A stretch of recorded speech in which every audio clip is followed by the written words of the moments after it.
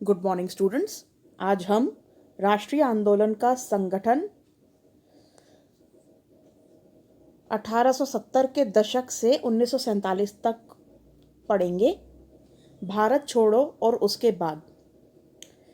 महात्मा गांधी ने दूसरे विश्व युद्ध के बाद अंग्रेजों के खिलाफ आंदोलन का एक नया चरण शुरू किया। सेकेंड वर्ल्ड वॉर कब से कब तक था? ये 1939 से स्टार्ट हुआ था और 1945 पर एंड हुआ था। तो ये कितने साल हो गए? 6 साल चला था। तो लगभग 6 साल चला था ये। महात्मा गांधी ने दूसरे विश्व युद्ध के बाद अंग्रेजों के खिलाफ आंदोलन का एक नया चरण शुरू किया था। उन्होंने अंग्रेजों को चेतावनी दी कि वो फौरन भारत छोड़ दें। गांधी जी ने भारतीय जनता से आह्वान किया कि वे करो या मरो के सिद्धांत पर चलते हुए अंग्रेजों के विरुद्ध अहिंसक ढंग से संघर्ष करें। गांधी जी हमेशा अहिंसा का रास्ता अपनाते थे और बोलते थे कि अहिंसक ढंग से मतलब वो जो भी आंदोलन करना होता था वो करते थे अंग्रेजों के खिलाफ। और ये 1942 की बात हो रही है। इसमें 1942 में क्या हुआ था? भारत छोड़ो आंदोलन शुरू हुआ था, तो उसके बारे में यहाँ पे बात हो रही है। उसमें गांधी जी ने नारा दिया था 1942 में, करो या मरो। कौन से आंदोलन में? भारत छोड़ो आंदोलन में। यहाँ पे भारत छोड़ो आंदोलन का स्पष्ट रूप से नहीं बोला गया है, लेकिन भारत छोड़ो आंदोलन में ही 1942 में ये करो या मरो का नारा दिया गया था गांधी जी द्वारा। गांधी जी और अन्य नेताओं को फौरन जेल में डाल दिया गया। इसके बावजूद यह आंदोलन फैलता गया। किसान और युवा इस आंदोलन में बड़ी संख्या में शामिल हुए। विद्यार्थी अपनी पढ़ाई लिखाई छोड़कर आंदोलन में कूद पड़े। देश भर में संचार तथा राज्य सत्ता के प्रतीकों पर हमले हुए। बहुत सारे इलाकों में लोगों ने अपनी सरकार का गठन किया।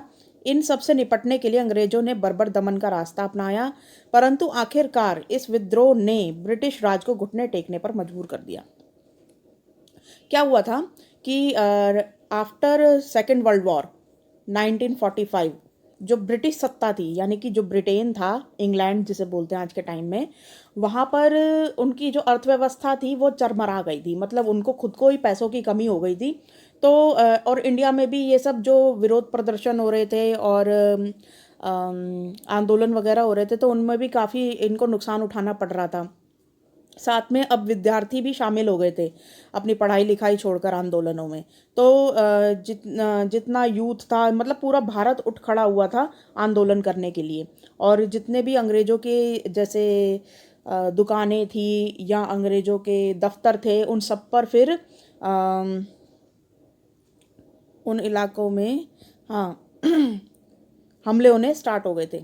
तो फिर क्या हुआ कि बहुत सारे इलाकों में जो लोग थे उन्होंने अपने ही अपने ग्रुप बनाने स्टार्ट कर दिए थे कि हम कोई कुछ नेशनल पार्टी बना रहा है, कोई कुछ नेशनल पार्टी बना रहा है। मतलब राजनीतिक पार्टियां बनने स्टार्ट हो गई थी अलग अलग राज्यों में, अलग अलग जगह पर भारत में। परंतु आखिरकार इस विद्रोह ने ब्रिटिश राज को घुटने टेकने पर मजबूर कर दिया। मतलब अब लोग साथ देना ही नहीं चाहते थे ब्रिटेन का, तो अंग्रेज भी कहाँ तक सत्ता चला लेते। अब क्या हुआ? स्वतंत्रता और विभाजन की ओर पार्टी में मुस्लिम लीग ने देश को पश्चिमोत्तर तथा पूर्वी क्षेत्रों में मुसलमानों के लिए स्वतंत्र राज्य की मांग करते हुए एक प्रस्ताव पारित किया। उन्हें यह डर लगा कि यहाँ मुसलमान अल्पसंख्यक हैं और किसी भी लोकतांत्रिक संरचना में उन्हें हमेशा गौण भूमिका निभानी पड़ेगी। उनको यह भी भय था कि संभव है कि मुसलमानों को प्रतिनिधित्व ही ना मिल पाए। 1937 में मुस्लिम लीग संयुक्त प्रांत में कांग्रेस के साथ मिलकर सरकार बनाना चाहती थी, परंतु कांग्रेस ने इस प्रस्ताव को अस्वीकार कर दिया, जिससे फासला और बढ़ गया। 1946 में दोबारा चुनाव हुए। सामान्य निर्वाचन क्षेत्र में कांग्रेस का प्रदर्शन तो अच्छा रहा, परंतु मुसलमानों के लिए आरक्षित सीटों पर लीग को बेजोड़ सफलता मिली। लीग पाकिस्तान की मांग पर चल रही थी।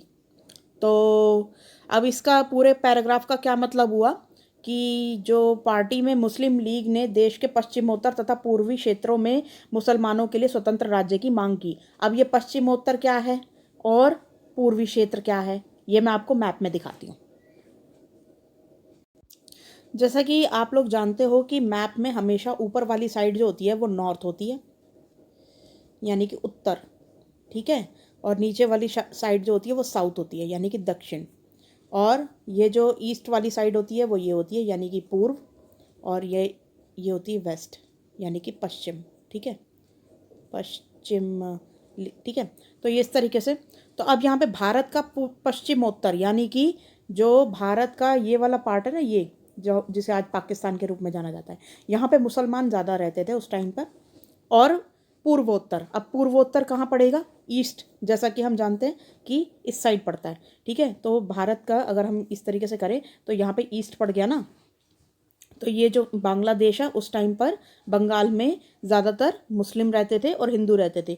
तो बांग्ला मतलब जो बंगाल था वो 1905 में ही विभाजन हो गया था बांग्लादेश का, मतलब बंगाल का विभाजन हो गया था 1905 में। तो एक जो था ये वेस्ट बंगाल बन गया, पश्चिम बंगाल, और एक जो है ये पूर्वी बंगाल बन गया। तो पूर्वी बंगाल में सारे ज़्यादातर जो जनसंख्या थी वो मुस्लिम्स की थी।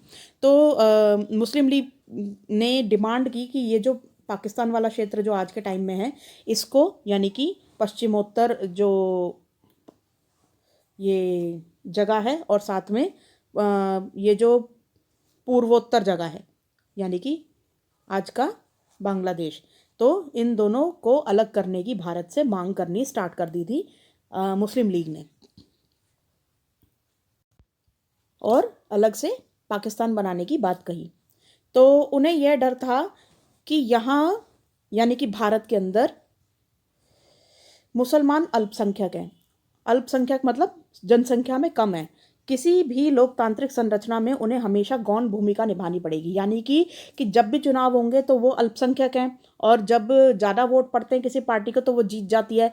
तो जब हिंदू अपनी ही पार्टी को वोट डालेंगे तो मुस्लिम्स को यहाँ पर जो है वो कोई इलेक्शन में पार्टिसिपेट करने का मौका ही नहीं मिलेगा। मीन्स जब हिंदू हिंदू को ही वोट डालेगा तो वो ज़्यादातर जो है वो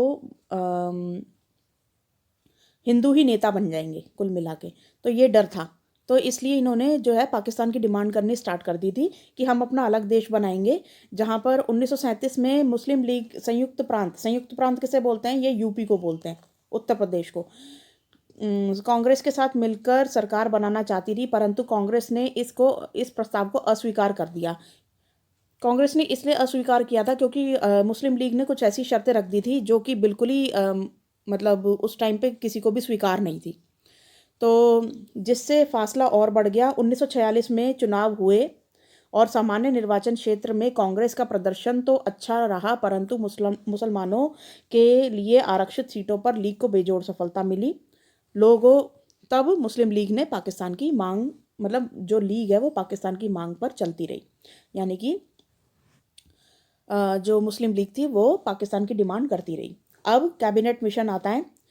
मार्च 1947 में ब्रिटेन के मंत्रिमंडल ने इन मांगों के औचित्य को समझने और स्वतंत्र भारत के राजनीतिक भविष्य को तय करने के लिए एक 3 सदस्यीय परिसंघ भारत भेजा। अच्छा, इस परिसंघ ने सुझाव दिया कि भारत अविभाज्य रहे और उसे मुस्लिम बहुल क्षेत्रों के कुछ स्वायत्तता दे देते हैं हुए एक ढीले ढाले संघ के रूप में संगठित किया जाए। कांग्रेस और मुस्लिम लीग दोनों ही इस प्रस्ताव के कुछ प्रावधानों से सहमत नहीं थे। अब देश का विभाजन अवश्यंभावी हो गया था। मुस्लिम लीग ने पाकिस्तान के लिए आंदोलन शुरू करने का फैसला किया। अब क्या हुआ कि ब्रिटेन बीच में मध्यस्थता कराना चाहता था। जो अंग्रेज थे वो खुद चाहते थे कि हिंदू और मुसलमानों के बीच में जो है मतलब एक बीच का रास्ता निकल आए, तो और भारत जो है ना वो टूटने से बच जाए। तो उन्होंने क्या किया कि एक कैबिनेट मिशन बनाई 1947 में।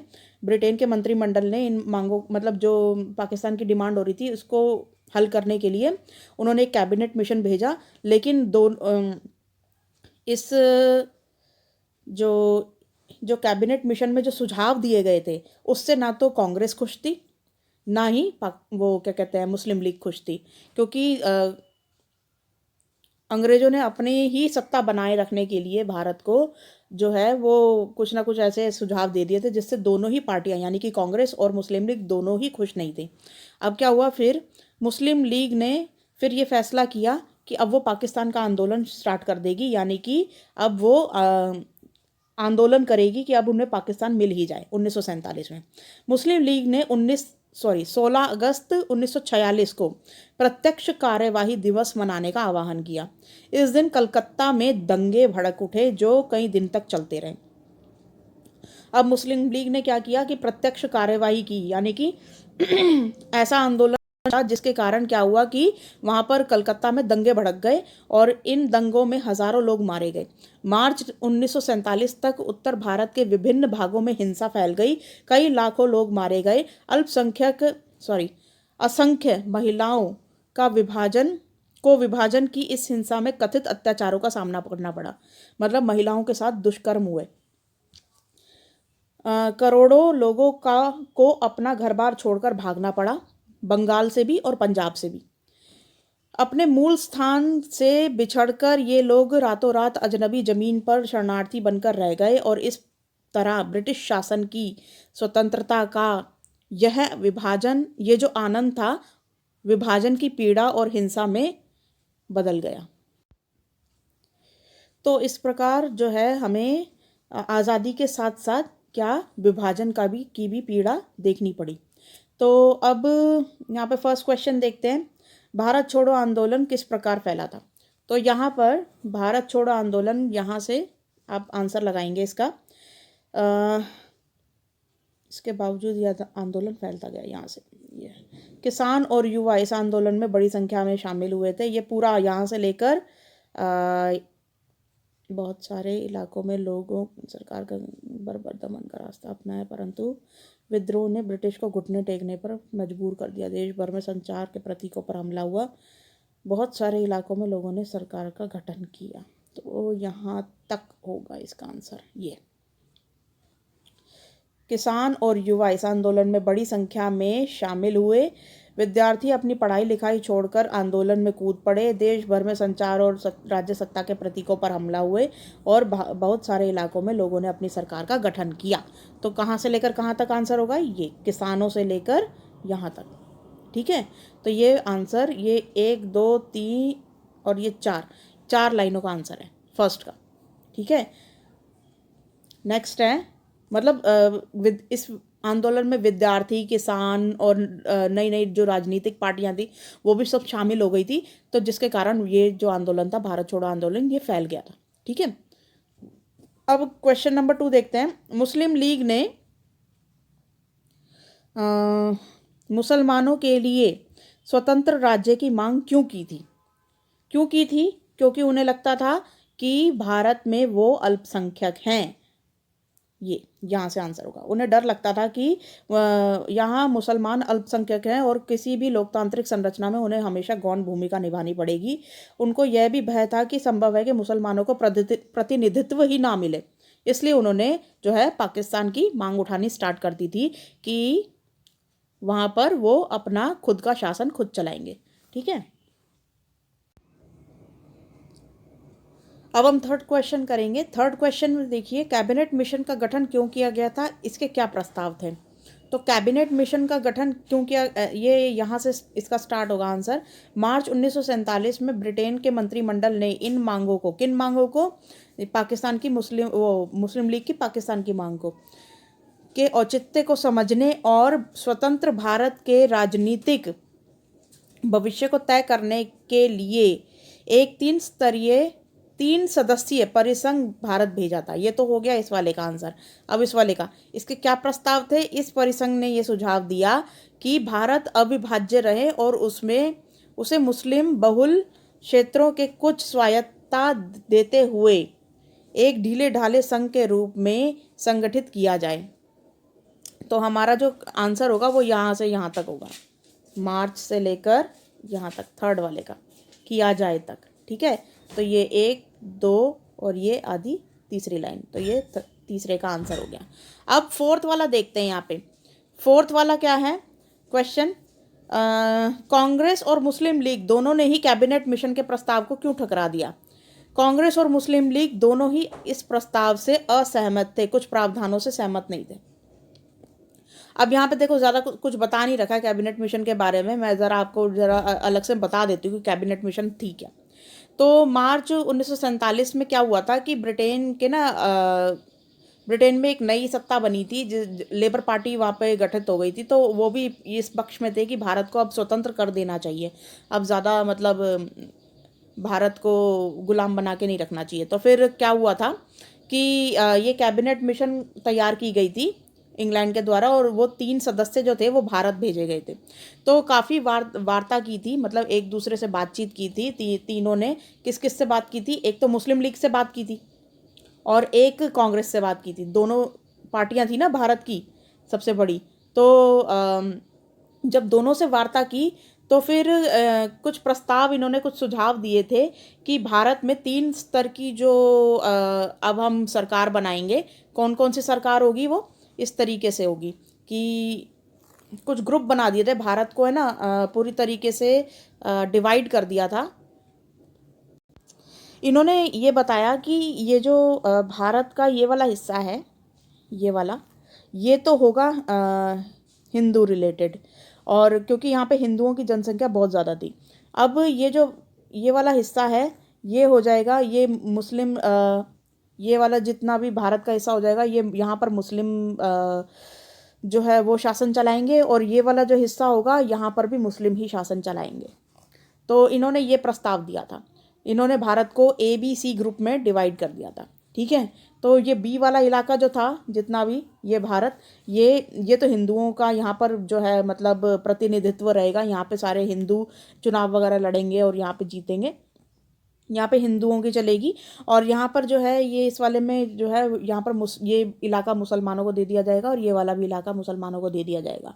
तो लेकिन अब इनमें से क्या हुआ था कि असम जो था ना, वो मुस्लिम इलाके में शामिल नहीं होना चाहता था, असम उस टाइम पे। और यहाँ पर से जो नॉर्थ फ्रंटियर था, वो जो था वो मुस्लिम इलाके में शामिल नहीं होना चाहता था। तो इन्होंने फिर क्या किया कि जो उस टाइम के कांग्रेस लीडर थे पंडित जवाहरलाल नेहरू जी, उनसे कहा कि हम मतलब हम मुस्लिम्स के साथ नहीं जाना चाहते, आप इस मतलब कैबिनेट मिशन की जो प्रस्ताव है इनको खारिज कर दो। तो जब फिर पंडित जवाहरलाल नेहरू ने एक प्रेस कॉन्फ्रेंस बिठाई और वहाँ पर इस कैबिनेट मिशन को पूरी तरीके से अस्वीकार कर दिया। और जब नेहरू जी ने अस्वीकार कर दिया, और मुस्लिम लीग फिर उन्होंने भी फिर पूरी जो कैबिनेट मिशन थी उसको भंग कर दिया, और उनके सारे प्रस्तावों को फिर अस्वीकार कर दिया। तो इस तरीके से पूरी कैबिनेट मिशन को दोनों ने ही अस्वीकार कर दिया। तो 4th का आंसर यहाँ से हो जाएगा। इस परिसंघ ने सुझाव दिया था कि भारत अविभाजित रहे और मुस्लिम बहुल क्षेत्रों को स्वायत्तता देते हुए एक ढीले ढाले संघ के रूप में संगठित किया जाए। कांग्रेस और मुस्लिम लीग दोनों को ही इस प्रस्ताव के कुछ प्रावधानों में सहमत नहीं थे। तो इसका 4th का आंसर आप ये वाला लिखोगे, ये पहली लाइन, ये दूसरी लाइन, और ये तीसरी लाइन, 3rd। तो ये 2.5 लाइनें लिखनी है आपको 4th वाले के आंसर में।